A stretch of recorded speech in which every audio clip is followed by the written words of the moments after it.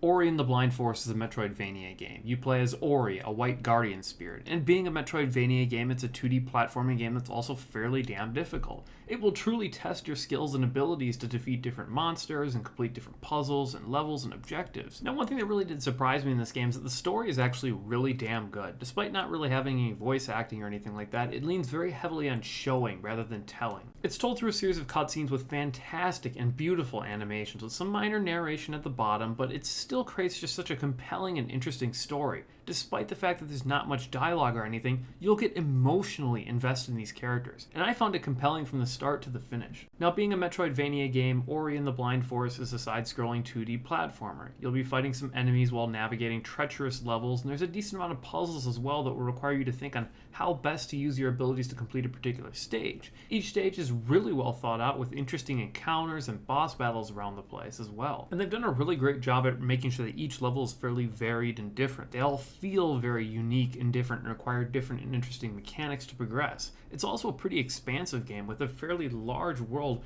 that you can run around in. And in particular, there's some really memorable levels, like for example the escape levels, in which you'll have to dash around the place at quick, fast speeds trying to get around and platform your way out of an area as it's flooding. If there's one thing that Ori and the Blind Forest stumbles on, it's the balancing of the abilities in the skill tree. After the first 2 or 3 hours or so, you'll find that many of your early abilities are completely outdated by the new abilities that you'll gain. For example, one of the first abilities you'll get earlier in the game is an ability to shoot out little projectiles at enemies. However, this ability is completely useless beyond the first hour or two of the game because there's so much better attacks that you'll get later on. Like, why would you ever use this ability when you can just redirect an enemy's attack back at them? And this bleeds into the skill tree system, which is basically 3 long branches that you have to go down consecutively. You can't split or grab one from one and one from another. You have to go straight down it. And as a result, it makes some of these trees feel pretty pointless. For example, why would you ever go down the red attack tree when some of the earlier attacks that you gain in the game are completely pointless? Yet you'll be spending precious points upgrading those attacks, which you're still never going to use because the better attacks that you'll gain later on are way better, even over the upgraded versions of the earlier abilities. So why would you ever go down that tree? The skill tree system just isn't very satisfying at all and doesn't really create meaningful or interesting choices, unfortunately. Now, from a graphics perspective,